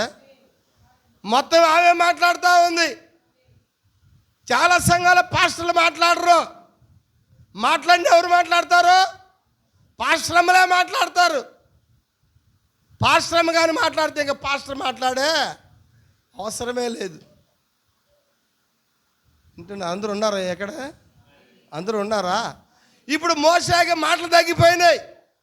మోషే మాట్లాడడం మానేశాడు. ఎందుకని? ఆమె మాట్లాడుతుంది. ఈరోజు కుటుంబాల్లో చాలామంది భర్తలు మాట్లాడలేరు. ఎందుకని? సిప్పోరాలంటే భార్యలు వచ్చి ఉంటారు. ఏ భార్యలు? ఏ భార్యలమ్మా? గట్టిగా చెప్పరు. ఉన్నారు అందరూ ఎక్కడ? నేను కొన్ని కుటుంబాలకు వెళ్ళినప్పుడు భర్తలు మాట్లాడరు. నాకు అర్థమవుతుంది, ఓహో అంతా ఈమె మాట్లాడుతుంది. చాలా దగ్గరలో విన్నాం లేవు అన్నీ కూడా. ఆయనకేం తెలియదండి, ఆయనకేం తెలియదంట, అన్నీ ఇంక తెలుసు. ఆయనకేమి, ఆయన ఏంది మాట్లాడదు, నేను మాట్లాడతాను ఉండు. ముందు ఎవరు మాట్లాడతారు? ముందు సిప్పోరమ్మలే. ఇప్పుడు మోషే మాటలు లేవు, మోషే మాటలు ఆగిపోయినాయి. అవునా? కుటుంబంలో చాలామంది మోషేలుగా ఉంటారు. మొత్తం సిప్పోరాలే మాట్లాడేది. ఆ జీతం తీసుకొచ్చి 10,000, 20,000, 30,000 మొత్తం తీసుకొచ్చి సిప్పోరమ్మ కాడ ఇచ్చేస్తే సిప్పోరమ్మ పాల బిల్లు, కరెంటు బిల్లు, ఇంటి బిల్లు, గ్యాస్ బిల్లు, అన్ని బిల్లులు ఎవరమ్మ కట్టేదే? అంత సిప్పోరమ్మలే. అవునా? లాస్ట్కి ఏం మాట్లాడాలన్నా హాలో ఆన్లైన్ బుకింగ్ కూడా సిప్పోరమ్మే. ఆయనకి ఏం కావాలో కూడా సిప్పోరమ్మే కొనిస్తుంది. ఎవరికి? మోషేకి. మోషేకి సొంత ఇష్టం వల్ల ఇంకా మోషే సొంత ఇష్టం మర్చిపోయినాడు, సొంత కార్యం మర్చిపోయినాడు, సొంత ఆలోచన మర్చిపోయినాడు. లాస్ట్కి మాటలు కూడా అయిపోయి నెత్తోడు అయిపోయినాడు అంట. మోషే ఏమైపోయినాడు లాస్ట్కి? నత్తివాడైపోయినాడు అంట. హల్లెలూయా. వస్తుంది, రాబోయే రోజులు వస్తాయి. చాలా కుటుంబాల్లో మేము మోషాన్ని చూస్తున్నాం, నత్తివారైనా మోషాన్ని చూస్తున్నాం. భర్తలు మాట్లాడరు, ఇంకా భర్తలు మాట్లాడేదానికే లేదు. సంపాదించే భార్య అయితే ఓకే కూడా లేదు సార్. సంపాదించిన నువ్వు భార్యే అలా ఓకే అయ్యింది, అదేంది ఇదేంది ఏమి లేదు, ఓకే లేదు, నో మోర్ డిస్కషన్. హల్లెలూయా. అవునా? ఇంటికి యజమానుడు ప్రవక్తనాడు, ఓ పురుషుడా టేక్ యువర్ పొజిషన్. భర్త స్థానంలో ఉంటే, భార్య స్థానంలో, పిల్లల స్థానంలో ఉంటే ఏ గొడవలు లేవంట ఆ కుటుంబాల్లో. ఎవరు స్థానంలో వాళ్ళు ఉండక ఒకరి స్థానాల్లో ఒకరు పోయిన దానివల్ల అదేమంటారు, అదే రాంగ్ రూట్. అని రైట్ వేలో పోతే ఏ యాక్సిడెంట్లు జరగవు. రాంగ్ రూట్లో పోయినప్పుడే టపా గుద్దుకుంటాయి, రక్తాలు కారుతాయి. అయ్యో హాస్పిటల్లో 108 ఉయ్యి అంతే. అక్కడేమో హాస్పిటల్కి ఫోన్ వస్తుంది, ఇక్కడేమో పాస్టర్కి ఫోన్ వస్తుంది. అక్కడేమో 108 ఫోన్, ఇక్కడ వచ్చి పాస్టర్ ఫోన్ వస్తుంది. అయ్యా యాక్సిడెంట్ అయిపోయింది, అయ్యా ఏమైంది? అటు రూట్లో వచ్చేసినాడు భర్త, అటు రూట్లో వచ్చేసింది భార్య, అటు రూట్లో వచ్చేసినారు పిల్లలు ఉన్నారు అందరూ ఇక్కడ. హల్లెలూయా. పిల్లలు లేకపోతే నిద్రపోతున్నారు ఎవరైనా, సహాయం చేయండి వాళ్ళకి. ఆమేన్. ఉన్నారమ్మా అందరూ ఇక్కడ. ఇప్పుడు మోషేకి ఏమి లేవమ్మా, మోషేకి మాటలు లేవు. ఐగుప్తులో మహాధారాళంగా మాట్లాడేవాడు, ఒక అధికారి ఆయన. ఎంతోమంది కూడా పని చేయించేవాడు. నత్తిగా పని చేయరా అన్నాడా మోషే? రాజరికంలో మాట్లాడినాడు మోషే, రాజధీటిలో మాట్లాడినాడు మోషే, రాజులాగా ఆర్డర్ వేసినాడు మోషే. ఈ పని సాయంత్రం అయిపోవాలని చెప్పినాడు మోషే. ఎంతమంది పని వారి మీద అధికారిగా ఉన్నాడు మోషే. ఇలాంటి మోషే మాటలు భార్య కాడపోతే మాటలు పడిపోయినాయి మోషేకి. ఎన్ని కుటుంబాలు ఈ విధంగా ఈరోజు మోషేలాగా మాట్లాడలేని మోషేలుగా ఉంటారు. సార్ 40 సంవత్సరాలు ధారాళంగా మాట్లాడిన నోరు అది. ఈ భార్య ఎప్పుడైతే వచ్చిందో మోషే జీవితంలోకి, సిప్పోరా ఎప్పుడైతే వచ్చిందో మోషేకి మాటలు లేవు. ఇంకా ఎవరు మాట్లాడుతున్నారు? అన్నీ ఆమె, ఈయన కూడా ఆమె మాట్లాడుతారు. ఆయనకేమీ తెలియదండి, ఆయనకేమే మొత్తం ఎవరిదే మెయింటెనెన్స్ అంతా. నువ్వు 1,00,000 సంపాదించినా 2 లక్షలు సంపాదించినా మొత్తం సిప్పోరమ్మదే. మహాతల్లులు ఉన్నారు ఈరోజు ఇళ్ళల్లో. వందనాలమ్మా మీకు అందరికీ తల్లిలారా. మొగుడు నోటికి స్టాంప్ వేసినా స్టిక్కర్ వేసినా సిప్పోరమ్మలని చెప్పాలి వాళ్ళని. ఆమేన్. కొన్ని కుటుంబాల భర్త సింహంలాగా ఉంటాడు. సింహము గర్జించగా భయపడని వాడెవరు అంటే, కొన్ని కుటుంబాల్లో సైలెంట్గా ఉందంటే సింహం ఉంటుందని అర్థం. ఆ భర్త ఉన్నాడంటే ఆ కుటుంబం ఎలా ఉంటుంది? సింహంలాగా ఉంటే పర్లే. అది సింహంలాగా చేయరు వాళ్ళు. మనకేమో సింహం అని చూపిస్తారు, తీరా చూస్తే అక్కడ మోసే పరిచర్య ఉంటుంది. అక్కడ ప్రజలు చూడడానికి భర్త ఉన్నాడు, అమ్మ ఆయన ఉన్నాడు, ఏమైనాడు మీ ఆయన? సిప్పోరమ్మ చేతిలో. ఎందుకంటే అన్నీ నువ్వే మాట్లాడుతుంటే ఇంకా ఆయనకి మాట్లాడడానికి. చాలా కుటుంబాల భర్తలకు మాటలు లేవు సార్. మేము చాలామందిని చూస్తుంటాం, పేర్లు వద్దులే. Praise lord. హల్లెలూయా. చూస్తున్నావా? పాపం ప్రయత్నం చేస్తున్నారు కొంతమంది. ఈ కాలం ఎలాంటి కాలం అంటే లౌకిక కాలం ఇది, హక్కులు కలిగిన కాలం ఇది. ఈరోజు ఒక సిప్పోరమ్మలు కాదు, ఆ రోజు ఐగుప్తులో ఒక మోషే భార్య సిప్పోరమ్మ అయితే ఈరోజు కొన్ని వేల లక్షల కోట్ల మంది సిప్పోరమ్మలు వచ్చేసినారు లవోదికి వచ్చేటప్పటికి. హాయ్ ఏంది? నువ్వేనా డ్రైవరు? మేము కూడా డ్రైవరు అవుతాం. నువ్వేనా విమానం తోలేది? మేము కూడా విమానం తోలుతాం. నువ్వేనా బుల్లెట్ తోలేది? నేను కూడా బుల్లెట్ బండి మీద వస్తాం. అవునా? 33% అంట రిజర్వేషన్ స్త్రీలకి. ఇప్పుడు వాళ్ళు అంటారు మాకు 50% ఇవ్వండి సార్ అంటున్నారు. ఏంటంట? మేమే తక్కువ? మేము తక్కువ చేసామా? మేము ఆర్మీలో కూడా ఉన్నాం, మేము యుద్ధాలు కూడా చేస్తున్నాం. మేము పీటీ ఉషా కన్నా పరిగెత్తులోనే లేరు. ప్రపంచ రికార్డు తీసుకొచ్చింది పీటీ ఉషా. పరిగెత్తమని చెప్పు ఏ మగవాళ్ళైనా రమ్మని నాతో కూడా పోటీకి. మగవాళ్ళతో పాటు పరిగెత్తారు, మగవాళ్ళతో పాటు పని చేస్తారు. హక్కులు అవునా?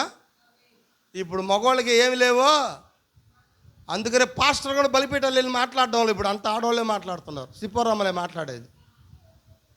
ఆయనకి వాక్యమో తెలియదండి. సిప్పోరమ్మకి బాగా తెలుసు. ఎవరికి? ఈ సిప్పోరమ్మకి వాక్యం బాగా తెలుసు. అందుకని మోసేకి మాటలు లేవు. మోసే సైలెంట్. అంతేనా? మోసే సైలెంట్. కనీసం మాటలు కూడా మర్చిపోయినాడంట మోసే. లాస్ట్ కంట మోసే ఆయన పేరు రాయడం కూడా మర్చిపోయినాడంట మోసే. ఉన్నారు అందరూ ఇక్కడ? అంతకుముందు నీట్గా సైన్, మోసే సైన్ అంటేనే స్టాంప్ వేసి పంపించింది. ఇప్పుడు ఏం పేరు? స్టాంపులు లేవు కదా ఇప్పుడు, సైన్ లేవు కదా ఇప్పుడు. మోసేకి ఏమైంది? పేరు కూడా మార్చిపోయినాడంట.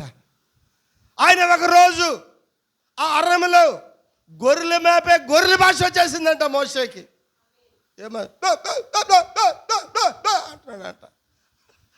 ఏ భాష వచ్చింది మోసేకి? గొర్రెల భాష. గొర్రె భాష వచ్చేసింది మోసేకి. గొర్రె వల్ల మారిపోయినాడు మోసే. హల్లెలూయా. ఇప్పుడు నిర్గమాకాండంలో దేవుడు మోసేని దర్శించబోతున్నాడు అక్కడ. అవును, చదువుదాం నిర్గమాకాండం 3వ అధ్యాయము. హల్లెలూయా. ఒకసారి చదువుదాం, 3వ అధ్యాయం చదువుదామా?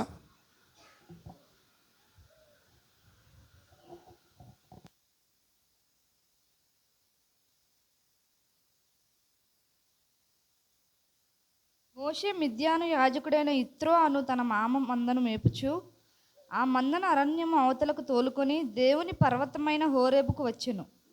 ఒక పొద నడిమిన అగ్నిజ్వాలలో యెహోవా దూత అతనికి ప్రత్యక్షమాయెను. అతడు చూచినప్పుడు అగ్ని వలన ఆ పొద మండుచుండెను గాని పొద కాలిపోలేదు. పొద మండుచుంది కానీ పొద కాలిపోలేదు. పొద కాలిపోలేదంట. అప్పుడు మోషే ఆ పొద ఎలా కాలిపోలేదో నేను ఆ తట్టు వెళ్ళి ఈ గొప్ప వింత చూచెదను అనుకొనెను. ఇది ఒక గొప్ప వింత ఇది. దాన్ని చూచుటకు అతడు ఆ తట్టు వచ్చుట యెహోవా చూచెను. ఎవరు చూశారంటమ్మా? యెహోవా చూచెను. రాసింది యెహోవా అని, మళ్ళీ దూత అనబాకండి. యెహోవా చూచెను. దేవుడు ఆ పొద నడుమ నుండి మోషే మోషే అని అతనిని పిలిచెను. మోషే అని పిలిచెను. అందుకతడు చిత్తము ప్రభువా అనెను. అందుకాయన దగ్గరికి రావద్దు పాదముల నుండి. ఇగో దగ్గరికి రావద్దు అంటున్నాడంటే ఆయన మహిమ తేజస్సు. అంటే దేవుని చూసిన వాళ్ళు లేరు, చూసి బ్రతికిన వారు లేరు. ఆయన మహిమలో ఉన్న దేవుడు ఆయన అగ్నిలో ఉన్న దేవుడు ఆయన వెలుగైన దేవుడు ఆయన. ఈ సామాన్యమైన వెలుగు కాదు సార్. చదువుతారమ్మా. అందుకు ఆయన దగ్గరకు రావద్దు, నీ పాదముల నుండి నీ చెప్పులు విడువము, నీవు నిలిచి ఉన్న స్థలము పరిశుద్ధ ప్రదేశము అనెను. మరియు ఆయన నేను నీ తండ్రి దేవుడను, అబ్రహాము దేవుడను, ఇస్సాకు దేవుడను, యాకోబు దేవుడను అని చెప్పగా మోషే తన ముఖాన్ని కప్పుకొన్నాడంట. ఇది దేవదూతలు చేసింది ఈ పని. అమ్మ, దేవదూతలు ఏం చేశారంటే యెషయా 6వ అధ్యాయంలో ముఖాన్ని కప్పుకున్నారా? ఇప్పుడు మోషే ఏం చేస్తున్నాడు? ఇప్పుడు ఆయన చూడాలంటే మానవ నేత్రాలు, మానవ మొహం సరిపోదు సార్. ఇప్పుడు మోషే కూడా ఏం చేశాడు? ముఖాన్ని కప్పుకున్నాడంట. ముఖమును కప్పుకొని దేవుని వైపు చూడవెరచెను. మరియు యెహోవా ఇట్లనెను, నేను ఐగుప్తులో ఉన్న నా ప్రజల భారము నిశ్చయముగా చూచితిని. పన్నులలో తమ్మును కష్టపెట్టి వారిని బట్టి వారు పెట్టిన మొరను వింటిని. వారి దుఃఖములు నాకు తెలిసే ఉన్నవి. ఆమేన్. ముగిస్తున్నా.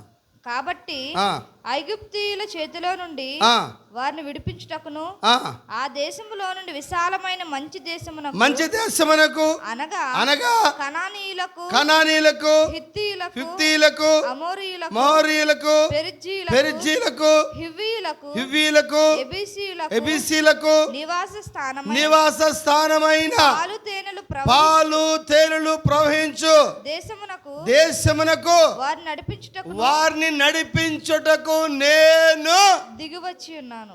చెప్పకూడదాం గట్టిగా మనం అందరం కూడా, నేను దిగి వచ్చి ఉన్నాను.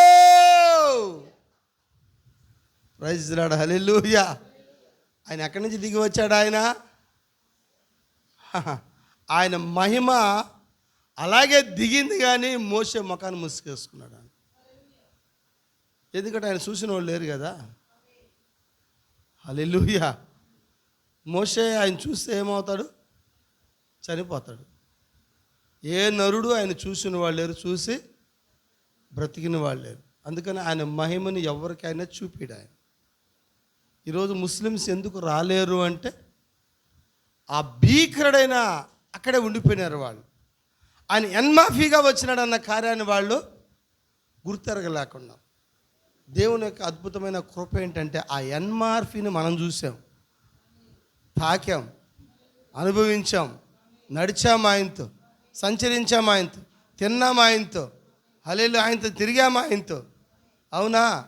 ఎన్మాఫీ అయిన దేవుడు మనతో ఉండేది. ఐగుప్తుకి వెళ్ళి చెప్తున్నాడా, నా ప్రజలు విడిపించమంటున్నాడు. అంటే ఇప్పుడు 20 లక్షల మందిని విడిపించడానికి ఆయన తీసుకున్న స్థానం ఏంటంటే తల్లి స్థానము కాదు. ఇప్పుడు మోషే దగ్గరకు ఆయన తండ్రి స్థానం తీసుకున్నాడు. తల్లి కన్నా బలము కలిగింది తండ్రి అయి ఉన్నాడు. తల్లి భుజం మీద కాదు, కానీ తండ్రి యొక్క భుజాల మీద మోసేవాడు అయి ఉన్నాడు. తల్లి కొంతసేపు మోస్తాను, బ్యాగ్ ఎత్తుకుంటాను, ఆడవాళ్ళు కొంతసేపు బ్యాగ్ ఎత్తుకు, అయ్యో మరి ఎక్కువసేపు ఎవరు మోస్తారమ్మా బ్యాగ్లో? ఉన్నారు అందరూ ఇక్కడ? అమ్మ మీరు మోస్తారా, మీ భర్తలు ఎక్కువసేపు మోస్తారని నాకు చెప్పండి. అంత లేదు, అవన్నీ అబద్ధాలు, ఇక్కడ చెప్పతారు కానీ. అవునా? మోసేది ఎవరు? పురుషుడు మోస్తారు. స్త్రీ రెండుసేపు మోస్తుంది, దాని తర్వాత ఆయనకి ఇచ్చేస్తుంది. స్త్రీ ఏడెత్తుకొని మొయ్యదు. ఎక్కడెత్తుకొని? భుజాల మీద మోసుకునేది ఎవరమ్మా? అంటే బలం భుజాల మీదని బైబిల్ చెప్తా ఉంది. ఆయన రాజ్యభారం ఎక్కడుందంట? భుజముల మీద ఉందని చెప్తుంది. అందుకని దేవుని యొక్క ప్రవక్త కూడా అన్నాడు, మరి నిన్ను మొయ్యడానికి ఆయన ఎత్తుకున్న స్థానం భుజాలంట.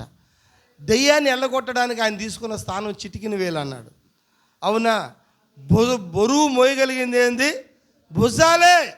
నువ్వు మహా రైల్వే స్టేషన్లో నీ కూతురు నీ కొడుకును సంకలో పెట్టుకొని ఎడిపోతావు ఆడదాకా, దానికే 4 సార్లు దించుతావు. అవునా? పాలు ఇచ్చేదానికి 3 సార్లు కూర్చుంటావు. హల్లెలూయా.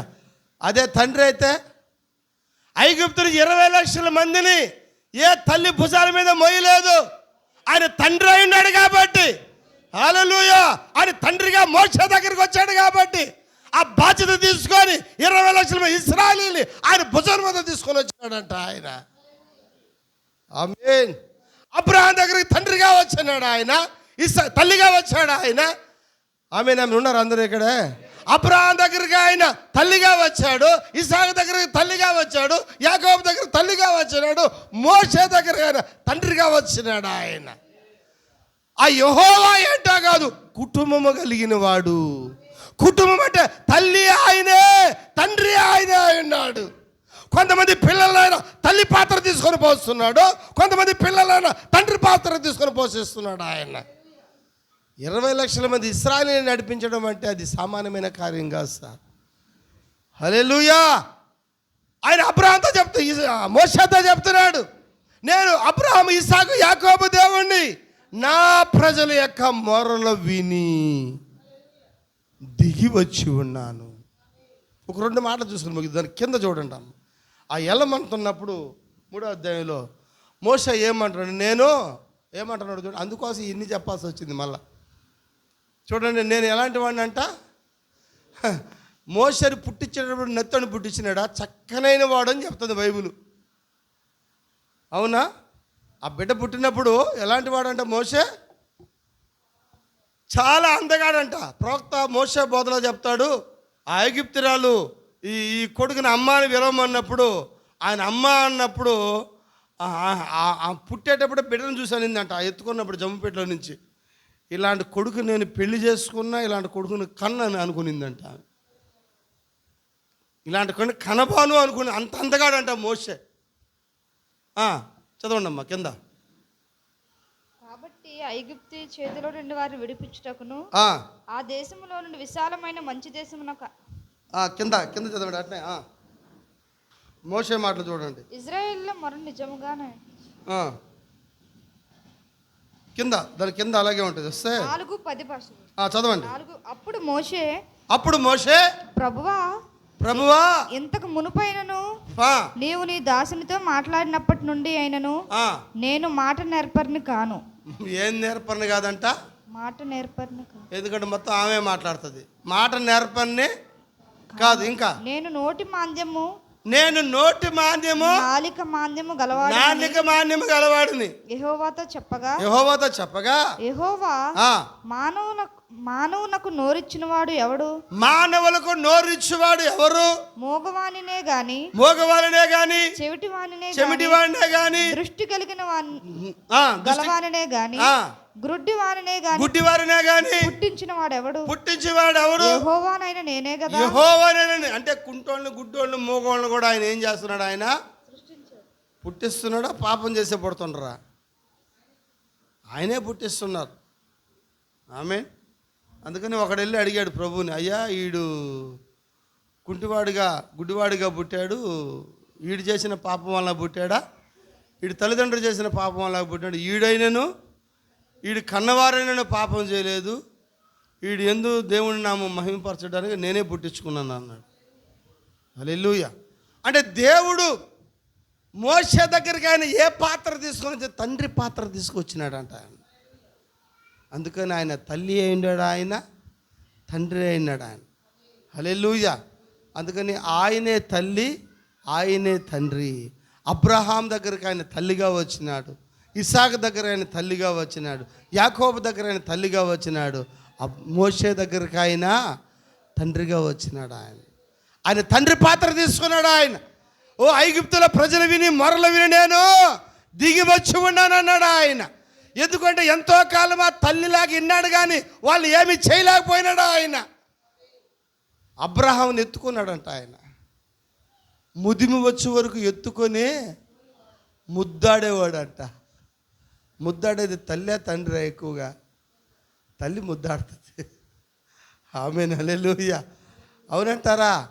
ఆమెన్.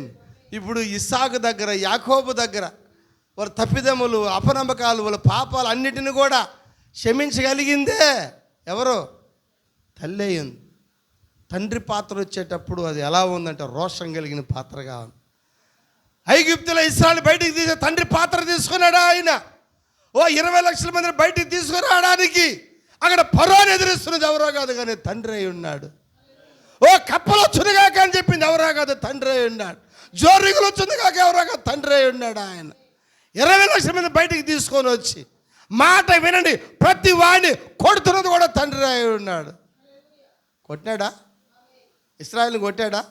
ఐగుప్తుని కొట్టింది ఆ తండ్రి, ఇశ్రాయేలుని కొట్టింది కూడా అదే తండ్రి. ఆమేన్. మైకేల్ జాన్సన్ కొడుకు అన్నాడు, bad daddy my father is a bad father అన్నాడు. ఎవరు? మైకేల్ జాన్సన్ తెలుసు కదా. వాడు కొడుకు స్టేట్మెంట్ ఇచ్చినాడు ఒకరోజు, my father is a bad father అన్నాడు. మా నాన్న చెడ్డ తండ్రి అన్నాడు.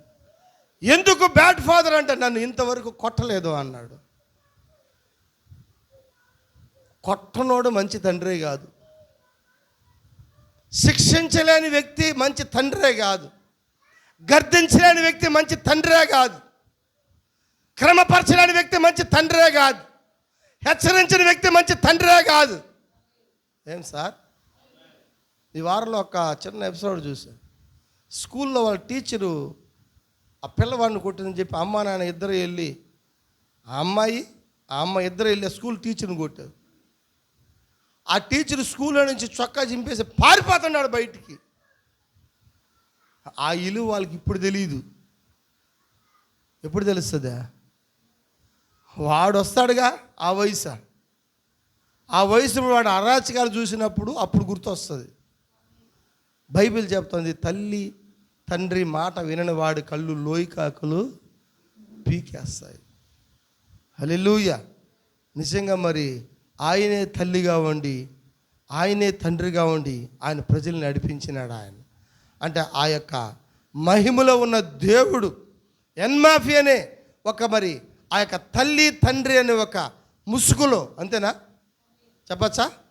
హల్లెలూయా. ఒక ముసుగులో వచ్చాడు ఆయన, ఒక ఎన్మాఫీగా వచ్చాడు ఆయన. ఆమేన్. అబ్రహాం దగ్గరకు ఆయన ఒక మానవ ధూళిగా వచ్చినాడు ఆయన, ఒక శరీరంతో వచ్చినాడు ఆయన. చెప్పచ్చా? హల్లెలూయా. మోషే దగ్గరికి ఆయన వచ్చినప్పుడు అగ్నిలో వచ్చినాడు ఆయన. పొద కాలిపోలేదు, కాలిపోయే పొద కాదు అది, అగ్నే కానీ అది కాలదు. అవునా? హల్లెలూయా. భౌతికమైన అగ్ని దాని ఏమి చేయలేకపోయింది శద్రక మేషక అబేద్నెగోల దగ్గర. మరి నిజంగా మరి మన దగ్గరికి ఆయన ఎన్మాఫీగా వచ్చినాడు. ఈ మధ్యాహ్న కాల సమయంలో ఆయన ముఖ దర్శనము మరి ఏ దూతలు చూడలేదు, ఎవరు చూడలేదు. మరి మనం చదివాము లేఖనంలో నుంచి ఆ తిమోతి పత్రికలో నిరక్షరాభ్యాసం గురించి, దైవభక్తిని గురించిన మర్మము గొప్పది. ఆయన సశరీరుడిగా వచ్చాను. చప్పట్లు కొడతగా మనం. ఆయన సశరీరుడిగా వచ్చాను, తేజోమయుడు. అవునా? హల్లెలూయా. అయితే దేవదూతలు మొట్టమొదటగా ఆయనకి బయలుపరుచుకున్నాయి, దేవదూతలకి కనబడేను. మహిమలో ఆయన దేవదూతలు కనపడలేదు, ఆయన ముఖాన్ని కప్పుకున్నారు. మోషే కూడా ఆయన ముఖాన్ని కప్పుకున్నాడు. అయితే మొట్టమొదటిగా దేవదూతలు చూసింది ఎక్కడా? అదిగో అసశరీరుడిగా మరి ఆయన ఆరోహణం అయ్యేటప్పుడు దేవదూతలు చూశారు. మహిమలో ఆయన చూడలేకపోయినారు. ఆమేన్. హల్లెలూయా. దేవుడి మధ్యాహ్న కాల సమయంలో వాక్యాన్ని దీవించింది కాక అందరం కళ్ళు మూసుకున్నాం, ప్రార్థన చేసుకున్నాం. మన మధ్యలో జాషువా వచ్చి ఒక చిన్న చరణం పల్లవి పాడి ప్రార్థన చేసి ముగిస్తాడు. ఎట్లయినా అలవాటు చేసి కొంచెం అలవాటు పడతాడు అన్నీ. ఉండి